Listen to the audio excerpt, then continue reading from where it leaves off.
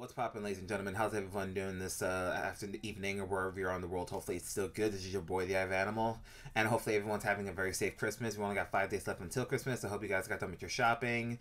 Keep those rowdy kids, you know, away from the gifts until the time arrives. But yeah, hopefully everyone's safe and sound. And we are going to look at the final death battle of the season: Gogeta versus Vegito. Why do I sigh like that? Because I don't care. I'm not a Dragon Ball fan. You all know this, and they're the same fucking character. So, a friend of mine even mentioned that this battle's kind of dumb, and I have to agree with him. But I'll put my own BS aside, and I'll try my best to enjoy this death battle. Keyword: try. Well, enough about me complaining. Let me just be quiet and let me get the reaction. The link to this video will be in the description down below. I'm currently recording this a day before the scheduled YouTube release, and this battle will not be out until after the YouTube release. So, without further ado, let's get to it, guys.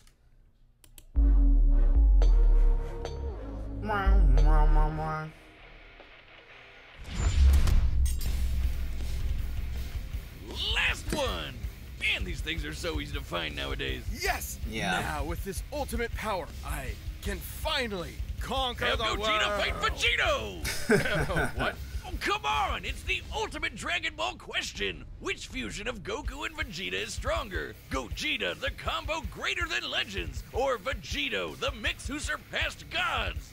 Intriguing. They are in many ways identical. They're the yet same still character, quite different. Wiz. Though in canon, they only have a collective total of 3 brief appearances. To truly determine who would win, let's examine all of their material. So that's Okay. Z, GT, Super, movies, games, guidebooks, Toei's Twitter, even all the Toei's crazy Twitter. Xenoverse and hero stuff. Hold on to your Dragon Balls. He's Wiz and I'm Boomstick. I'll And it's try. our job to analyze their weapons, armor, and skills to find out who would win a death battle. Okay, the animation looks good. I like that. Imagine, it's 1995 and you're at a movie theater in Japan. You're there to watch Dragon Ball Z Fusion Reborn, and it's gonna be the most radical movie ever, dude. I mean, yeah, it was a little weird when Adolf showed up, but then it happened. Goku and Vegeta were pushed to the brink with only one option left. They merged into a single being of amazing power, Gogeta! And that would be the greatest thing 8-year-old you ever saw.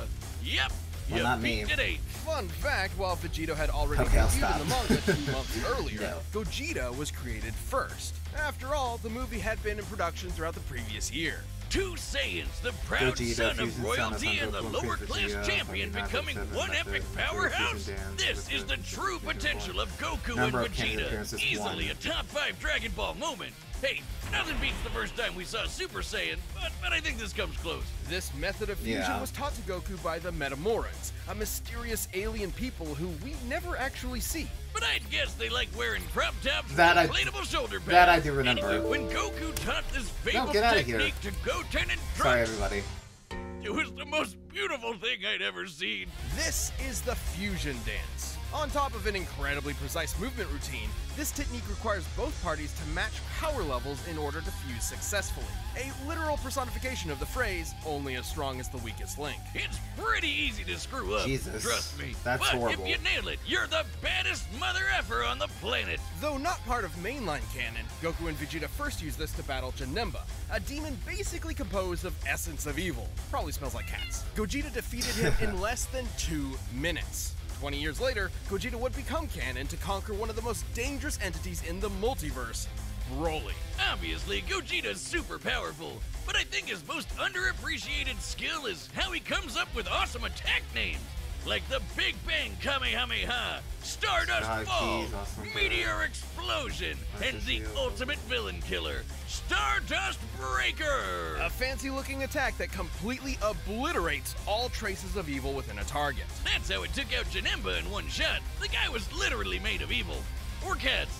Weirdly enough, this is Yeah. similar to Devilman's Devilmight Beam, which causes the evil within a person to explode and Oh, you mean Spike? That guy's hilarious. Which I've obscure never seen that character are you before. gonna reference next? Icarus? Sour Man. General Rildo? Oh man, that guy's just one letter up from General Dill. Over the years, Gogeta has achieved the empowered forms of Super Saiyan, Super Saiyan Blue, and even Super Saiyan 4 in his battle against Omega Shenron. Super Saiyan 4 is a totally unique branch of transformation. Instead of using Divine Ki like Super Saiyan God, it taps further into Goku and Vegeta's Saiyan bloodline, giving them fuzzy red fur and teen goth eyeshadow. Goku has also claimed this form increases a Saiyan's inherent aggression, though you wouldn't know it with Gogeta. He basically becomes Dragon Ball's Bugs Bunny, reveling and messing around with his foe any way he can. Until the fusion runs out. That's right, the fusion dance has a time limit of 30 minutes. This can be reduced even more if Gogeta uses up a lot of energy. Against Omega Shenron and GT, he split apart after about 10 minutes. Just more evidence that the amount of power Gogeta possesses is enormous. Even repeatedly striking Broly so hard that the boundaries between dimensions shattered like glass wasn't enough to burn through his time. Hell, he was only in Super Saiyan 1 when he did that. After going blue, Broly didn't stand a chance. Based on earlier in the film, Whis' reaction even implies that Gogeta could possibly take on Beerus. In Dragon Ball Heroes, Gogeta continues to prove he's one of the multiverse's S-tier fighters. He even defeated the Crimson Masked Super Saiyan Rose Full Power Goku Black and Ultimate God Slayer Hearts the God Hater. You know, those guys. And two Gogetas together could take on Fu. Just Fu? After all that, he's just called Fu? Dark King Fu, the artificial bio-android demon mutant. He has Saiyan, Namekian, Earthling, Majin, and Eternal Dragon DNA. Okay, this is Xenoverse territory. Fan fiction? Hearts the God Whiner claimed Fu could become an entity akin to Zen. Shatter the wall between space and time, destroy the pocket dimension, implied to be on par with Beerus, kick the negative karma ball containing the minus energy of the Dragon Balls out of orbit, battle Ultimate Hearts and Super Fu, the only fused character to defeat a villain in canon, defeated Broly, Crimson, Masked Saiyan, and Janemba. No, that little blue baby who can erase a multiverse with a thought. But these Gogetas achieved even stronger forms than before. One was in Super Saiyan Blue Evolved, the boosted form Vegeta achieved during the Tournament of Power. The other was Super Saiyan 4, but not just any Super Saiyan 4. He was Super Full Power Saiyan 4 Limit Breaker.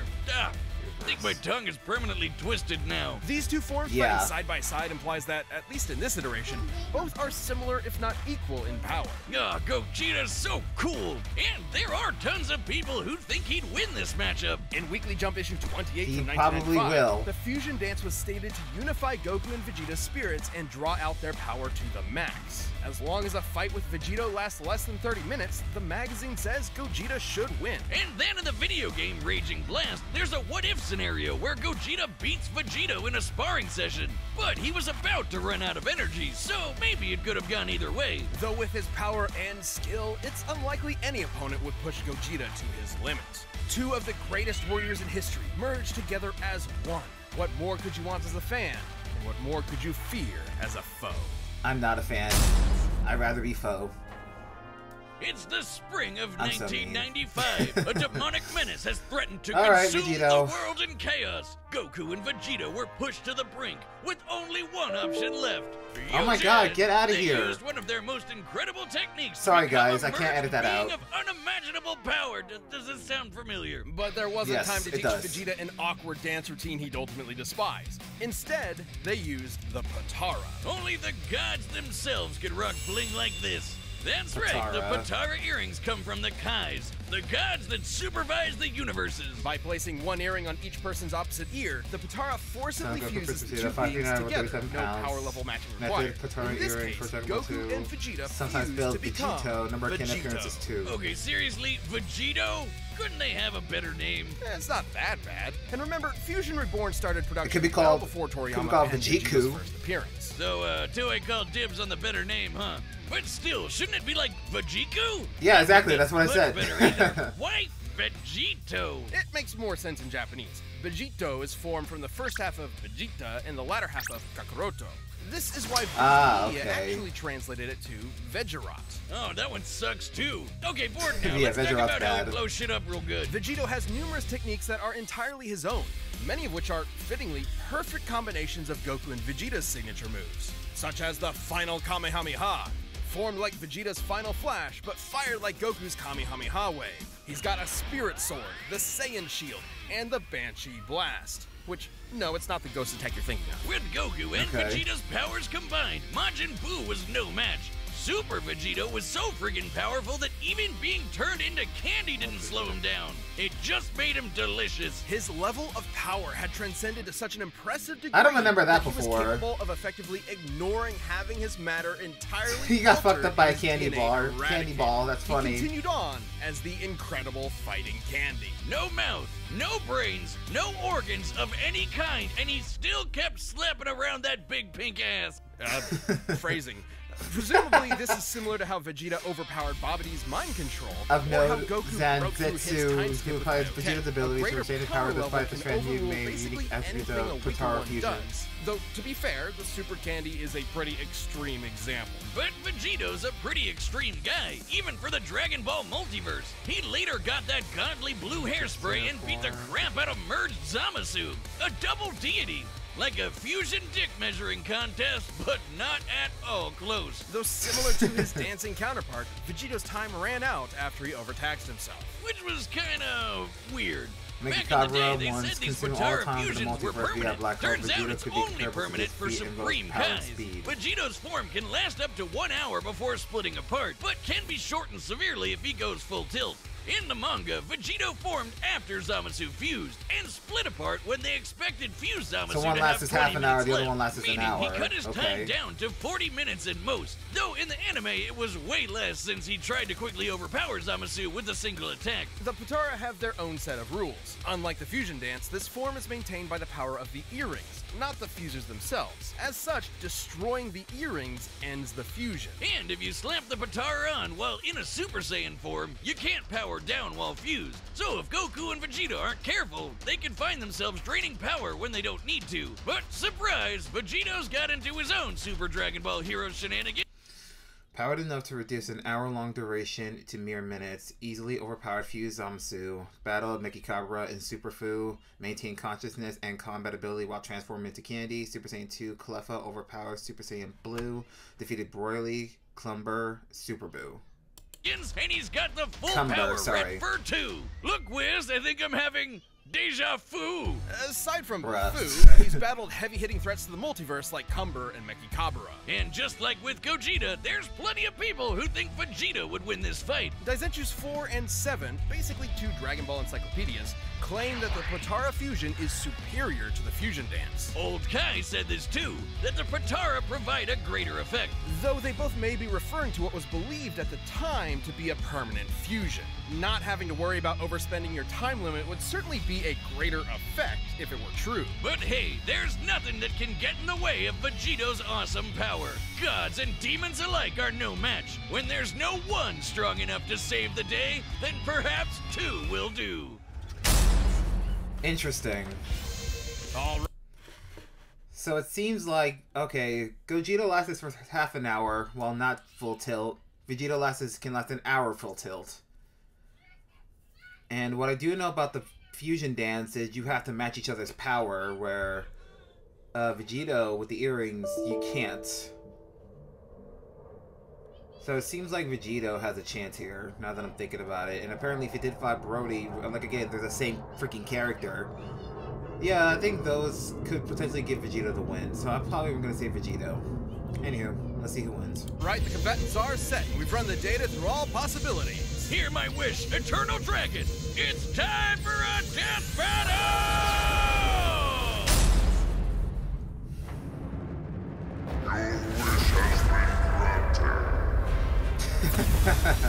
What is this madness? Whoa, Vegeta! Am I really that much taller than you? Stuff it, Kakarot! Chun!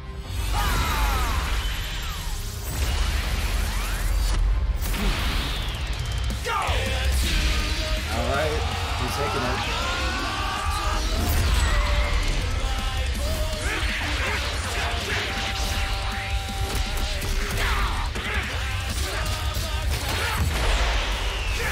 That's funny.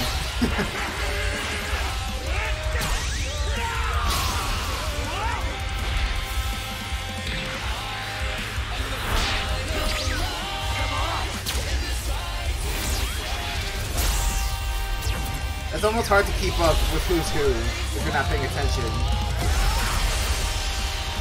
Not bad. Want to kick it up a notch? Sure. But how about some variety? Alright. So apparently Super Saiyan 4 and Super Saiyan Blue are the same power levels.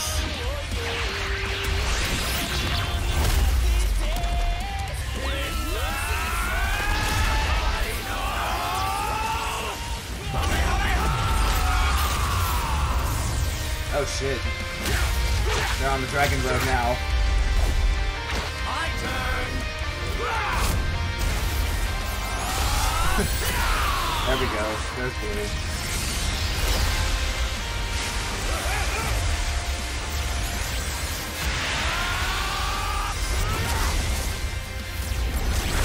Okay, now they're at Master Roshi's house.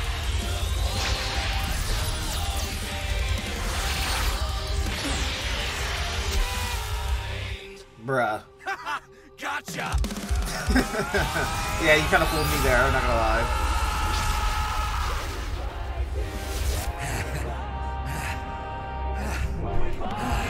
Guess it's now or never.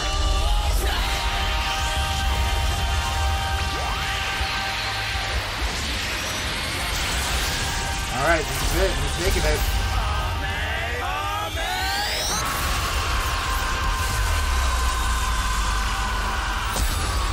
Ooh, that got him.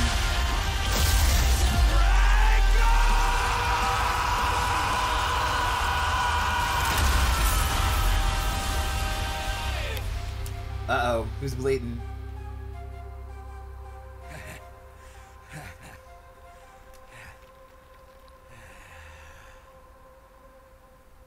Well, shit.